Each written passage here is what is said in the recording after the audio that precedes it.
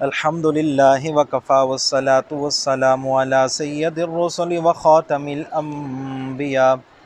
اما بعد فاعوذ باللہ من الشیطان الرجیم بسم اللہ الرحمن الرحیم قال اللہ تبارک وتعالی فی القرآن المجید والفرقان الحمید وقالوا قلوبنا غلف بل لعنهم اللہ بکفرہم فقلیلا ما یؤمنون صدق اللہ العظیم۔ قابل تکریم معزز و مکرم سامعین، سورۃ البقرہ آیت نمبر 88 آپ لوگوں کے سامنے تلاوت کی۔ اس آیت کریمہ کے اندر بھی اللہ تبارک و تعالی یہود اہل کتاب کی ایک اور بری خصلت کو، بری عادت کو بیان فرما رہے ہیں۔ وہ یہود جو نبی علیہ الصلوۃ والسلام کے دور مبارک کے ساتھ تعلق رکھتے تھے، اللہ کے نبی محبوب خدا محمد رسول اللہ صلی اللہ علیہ وآلہ وسلم بذات خود یا آپ کی پاک صحابہ کرام کی جماعت جب ان یہود اہل کتاب کو ایمان کی دعوت دیتے تو وہ لوگ خود کو ہدایت یافتہ ظاہر کرتے ہوئے اس دین اسلام کو کوئی زائد چیز، کوئی عبث یا فضول چیز ظاہر کرتے ہوئے اس انداز کے ساتھ جواب دیتے تھے کہ وہ کہتے ہیں کہ ہمارے دل، ان کے اندر راہ ہدایت، ان کے اندر ایمان کی رمق روشنی موجود ہے اور ہمارے دلوں کے اوپر غلاف چڑھے ہوئے ہیں، لہٰذا ان غلافوں کی وجہ سے ہمارے دلوں کے اندر جو یہودیت یا اس وقت کا جو دین ہے اس کے علاوہ کوئی اور دوسری چیز داخل نہیں ہو سکتی۔ اللہ تبارک و تعالیٰ نے ان کی اس بری خصلت کو بیان فرمایا، وقالو، اور کہتے ہیں، قلوبنا، ہمارے دلوں کے اندر غلف، غلاف ہیں، بل لعنہم اللہ بکفرہم، بلکہ اللہ تبارک و تعالیٰ کی لعنت ہے ان کے اوپر، بکفرہم، ان کے کفر، ان کے انکار کی وجہ سے، فقلیلا ما یؤمنون، پس بہت تھوڑے ہیں، ما یؤمنون، جو ایمان لاتے ہیں۔ تو اللہ تبارک و تعالیٰ نے ان کی بری خصلت کو بیان فرمایا کہ وہ کہتے تھے قلوبنا غلف، ہمارے دلوں کے اوپر غلاف ہیں۔ جس طرح قرآن کریم یا کسی بھی مقدس کتاب کے اوپر غلاف چڑھایا جاتا ہے، مقصود یہ ہوتا ہے کہ یہ باہر کی گرد و غبار سے، باہر کی نقصان دینے والی چیزوں سے یہ قرآن کریم یا وہ مقدس کتاب محفوظ و مامون ہو۔ بے ہی اسی طرح وہ لوگ بھی خود کو ہدایت یافتہ تصور کرتے ہوئے کہا کرتے تھے، جواباً جب ان کو ایمان کی دعوت دی جاتی تو وہ لوگ کہتے کہ ہمارے دلوں کے اندر وہ دین ایمان، اس ایمان کی رمق، جھلک موجود ہے، اب اس کے اوپر غلاف چڑھے ہوئے ہیں، باہر کی کوئی چیز اس کے اوپر اثر انداز نہیں ہو سکتی، ہمارے دلوں کے اوپر باہر کی کوئی چیز اثر انداز نہیں ہو سکتی، لہٰذا آپ ہمیں دین ایمان کی دعوت دے کے فضول اور عبث کام نہ کریں۔ تو اللہ تبارک و تعالیٰ نے ان کی اس خصلت کو بیان کرنے کے بعد بیان فرمایا کہ وہ لوگ تو خود کو ہدایت یافتہ تصور کر رہے تھے، لیکن اللہ پاک نے ان کے اوپر حکم لگایا، بل لعنہم اللہ بکفرہم، بلکہ اللہ تبارک و تعالیٰ کی لعنت ہے ان کے اوپر، بکفرہم، ان کے کفر کی وجہ سے، کہ وہ جو انکار کر رہے ہیں حقیقت میں وہ خود کو ہدایت یافتہ تصور کر کے انکار کر رہے ہیں، بلکہ ان کے انکار کی وجہ سے ان کے اوپر رب ذوالجلال کی لعنت ہے۔ تو اللہ تبارک و تعالیٰ نے ان کے کفر کو مزید واضح کر کے بیان کر دیا۔ پھر اس کے بعد اللہ پاک نے ایک بات ارشاد فرمائی، فقلیلا ما یؤمنون، بس بہت تھوڑے ہیں جو ایمان لاتے ہیں۔ اس کے اندر 3 قسم کی تفسیر علماء کرام نے کی۔ پہلی تفسیر تو بالکل واضح ہے کہ یہود، ان کے اندر کینہ، ان کے اندر حسد، ان کے اندر بغض، ان کی فطرت کے اندر اس درجے کا پایا جاتا ہے کہ راہ ہدایت کے اوپر آنا ان کے لیے ناممکن سی بات ہے۔ اس لیے بہت کم یہود ایسے ہیں جنہیں اللہ پاک کی فضل و کرم سے ہدایت کی دولت سے مالا مال کیا گیا، لیکن اکثر یہودی اس ہدایت سے محروم ہی رہے، دور نبوی کے اندر بھی، اس کے بعد بھی، اور آج تک ہم اس بات کو نوٹ کریں تو ہمیں یہی بات سمجھ میں آئے گی کہ یہود کی قسمت کے اندر، ان کے مقدر کے اندر ہدایت بہت کم اللہ پاک نے لکھی۔ تو یہی والی بات اللہ پاک بیان فرما رہے، فقلیلا ما یؤمنون، بس بہت تھوڑے ہیں جو ایمان لے آتے ہیں۔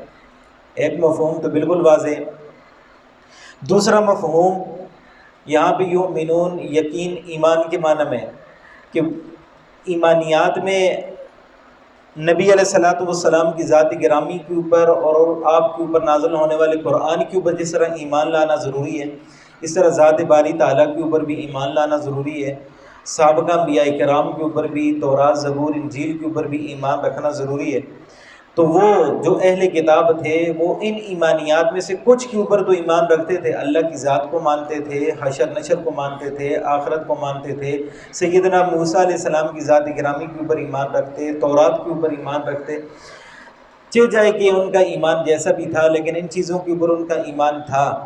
لیکن ایمان کی تکمیل نبی علیہ الصلوۃ والسلام کی بعثت کے بعد حضور علیہ الصلوۃ والسلام کی ذات گرامی، آپ کی ختم نبوت، پھر آپ کے اوپر نازل ہونے والے قرآن کے اوپر ایمان رکھنے کے بعد ہی ممکن ہے تکمیل ایمان۔ تو یہ والی چیز ان کے اندر نہیں پائی جاتی تھی، کچھ ایمان ان کے اندر تھا، کچھ نہیں تھا۔ اس لیے علماء نے لکھا کہ دوسری تفسیر اس کے اندر یہ فَقَلِيلًا مَا يُؤْمِنُونَ،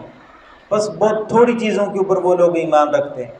یہ نہیں نبی علیہ الصلوۃ والسلام اور آپ کے اوپر نازل ہونے والے قرآن کے اوپر، آپ کی ختم نبوت کے اوپر تو ایمان نہیں رکھتے،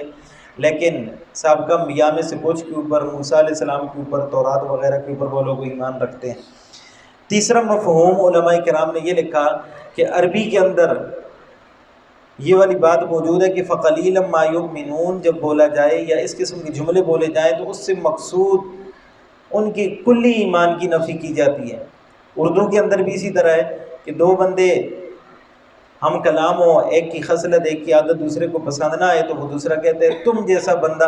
تم جیسے بندے مجھے بہت کم دیکھنے کو ملے۔ مقصود کہنے کا یہ ہوتا ہے کہ تمہارے جیسا بندہ تو اس کائنات کے اندر دوسرا کوئی ہے ہی نہیں، بے ہی نہیں۔ اسی طرح فَقَلِيلًا مَا يُؤْمِنُونَ، بس بہت تھوڑے ہیں جو ایمان لائے۔ اللہ تبارک و تعالیٰ اس آیت کریمہ کے اندر یہ بتلا رہے ہیں کہ ان کے اندر ایمان کی کوئی رمق، کوئی جھلک موجود ہی نہیں۔ حضور علیہ الصلوۃ والسلام کے اوپر ایمان لائیں گے تب جا کے ان کا ایمان مکمل ہوگا، اور ان کی سابقہ کتابوں کے اوپر بھی ایمان قبول کیا جائے گا، ورنہ قبول ہی نہیں۔ تو تیسری تفسیر کہ ان کے اندر ایمان نام کی کوئی چیز موجود ہی نہیں۔ اس کے بعد اللہ تبارک و تعالیٰ نے ان کی ایک اور خصلت کو بیان کیا کہ وہ نبی علیہ الصلوۃ والسلام کے اوپر نازل ہونے والے قرآن کریم کا بھی مسلسل انکار فرما رہے تھے، اور قرآن کریم بھی وہ والا کہ اللہ پاک اس کی صفت جو بیان فرما رہے مصدق لما، کہ وہ قرآن کریم وہ اللہ کی کتاب جو تصدیق کرنے والی ہے کن چیزوں کی، ماہم جو کچھ ان کے پاس ہے، یعنی سابقہ انبیاء کی باتیں، ان کے اوپر نازل ہونے والے کتابیں، تورات و زبور و انجیل و صحیفے، تمام کی تمام آسمانی کتب اور انبیاء کرام کی تصدیق کرنے والی جو کتاب قرآن کریم ہے، اس کی بھی وہ لوگ مخالفت کر رہے تھے، بدستور انکار کے اوپر انکار۔ اگر قرآن کریم سابقہ آسمانی کتابوں کے مخالف ہوتا، ان کی تردید کر رہا ہوتا، ان کی تکذیب بیان کر رہا ہوتا، یا سابقہ انبیاء میں سے کسی کا انکار کر رہا ہوتا، تو تب تو وہ قرآن کریم کا انکار کرتے تو بات عقل کو لگتی تھی، بات سمجھ میں آتی تھی۔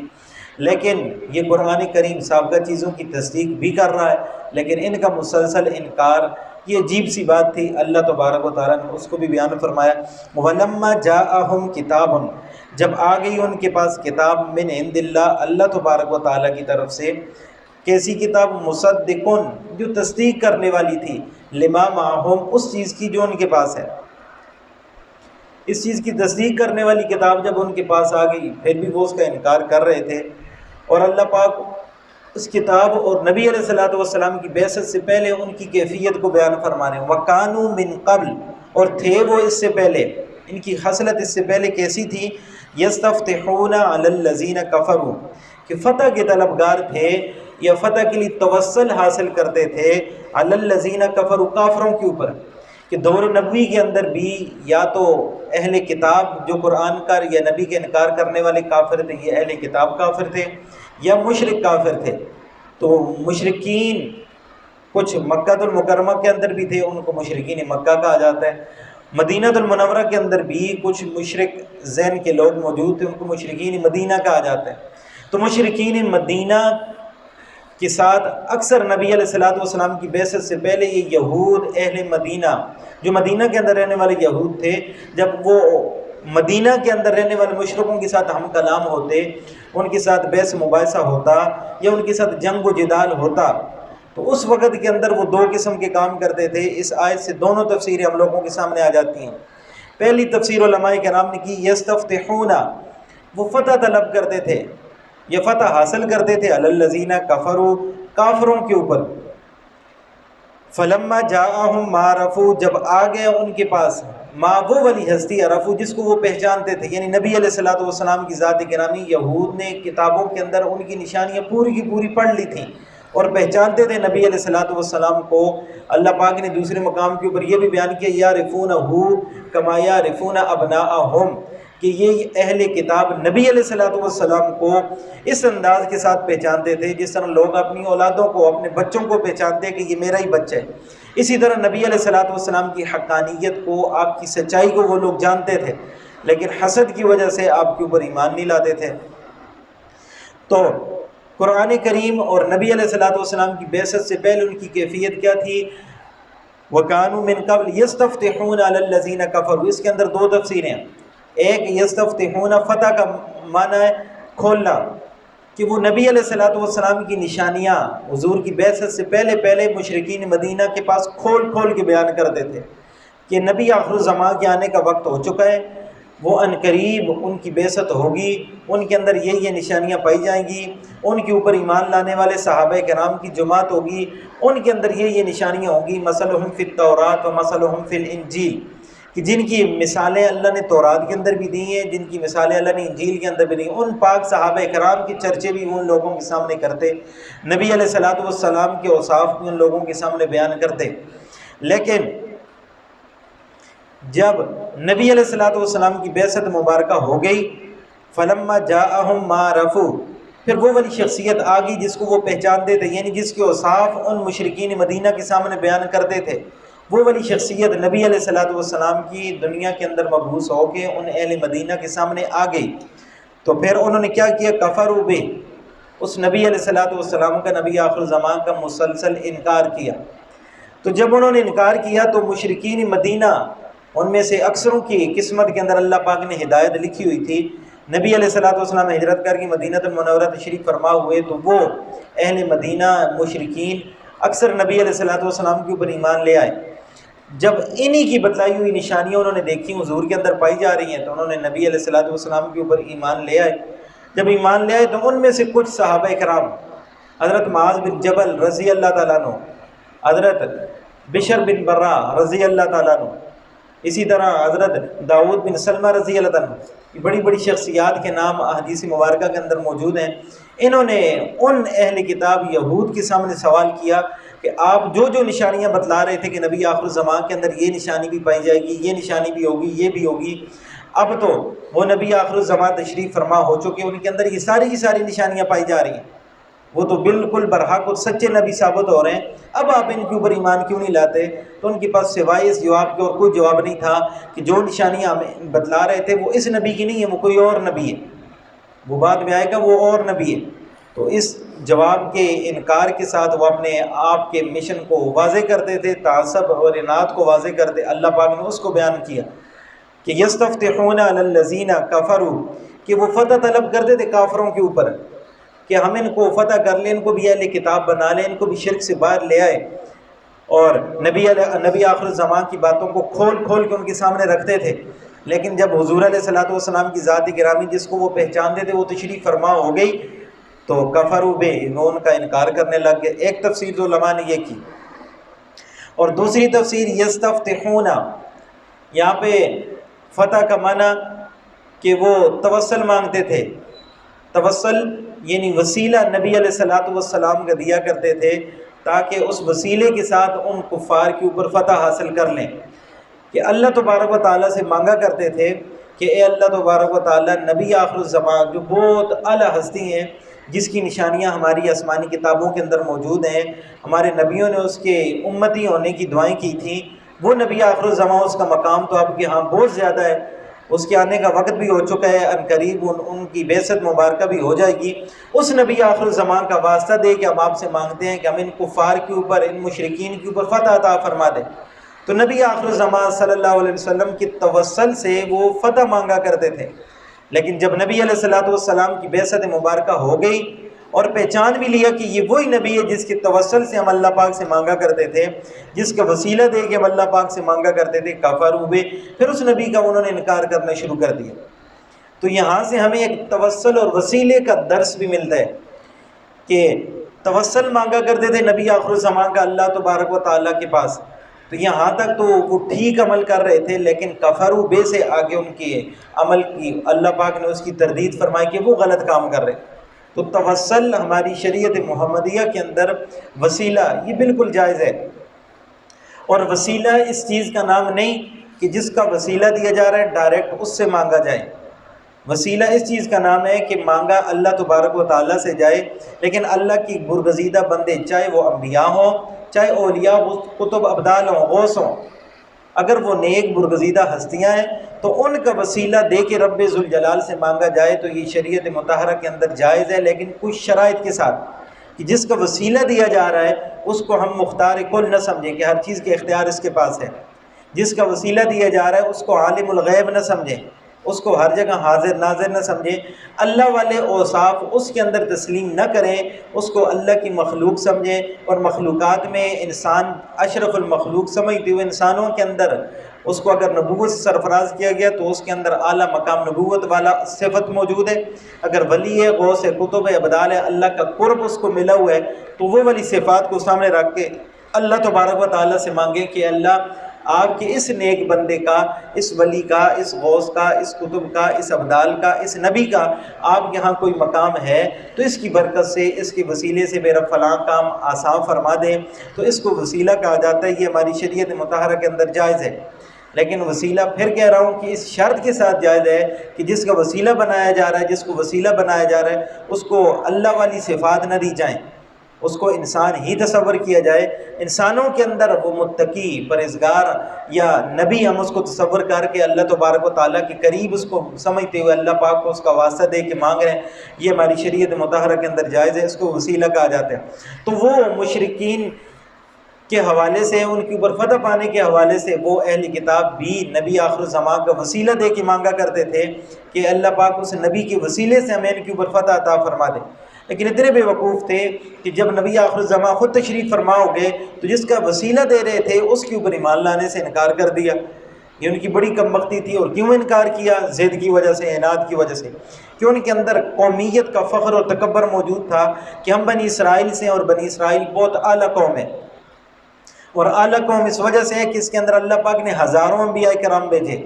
ہم اللہ کی برگزیدہ ہستیاں ہیں، جنت ہم لوگوں ہی کے لیے بنی ہے، تو اس اعتبار سے وہ اپنے آپ کو اعلیٰ قوم تصور کرتے تھے، اور ان کا یہ نظریہ تھا کہ نبی آخر الزمان جو سب سے اعلیٰ ہستی ہیں وہ بھی اسی اعلیٰ قوم کے اندر یعنی بنی اسرائیل ہی کے اندر تشریف فرما ہوں گے، لیکن اللہ تبارک و تعالیٰ کی مرضی، اللہ پاک نے بنی اسماعیل کے اندر نبی علیہ الصلوۃ والسلام کو منتخب فرما کے آپ کو بعثت مبارکہ دے دی، تو پھر وہ جلن کرنے لگے، حسد کرنے لگے، بغض کرنے لگے کہ ہمارے چچا کی اولاد کے اندر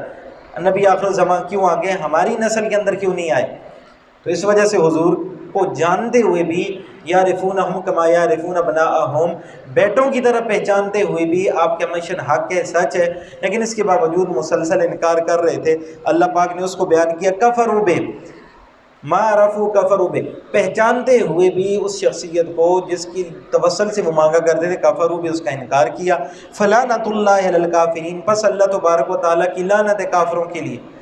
بئس ما اشتروا بہ، پھر آگے اللہ پاک بتلا رہے ہیں بئس ما، بری ہے وہ چیز، اشتروا، جو انہوں نے خریدی، بھی یا بیچا یا خریدا، دونوں معنی کیے جا سکتے، اشتروا بہ انفسہم، جس کے ساتھ انہوں نے خریدا اپنے نفسوں کو، یا جس کے ساتھ انہوں نے بیچا اپنے نفسوں کو۔ کس کے ساتھ بیچا؟ ان یکفروا، کہ وہ انکار کرتے تھے، بما انزل اللہ، جو کچھ اللہ پاک نے آسمانوں سے نازل فرمایا۔ کیوں انکار کرتے تھے؟ بغیاً، سرکشی کرتے ہوئے، حسد کی وجہ سے، خود کو بڑا ثابت کرنے کے لیے کہ ہم بڑے تھے، ہم اعلیٰ قوم والے تھے، ہماری نسل کے اندر نبی آخر الزمان اور ان کے اوپر نازل ہونے والا قرآن نازل کیوں نہیں ہوا؟ اس وجہ سے وہ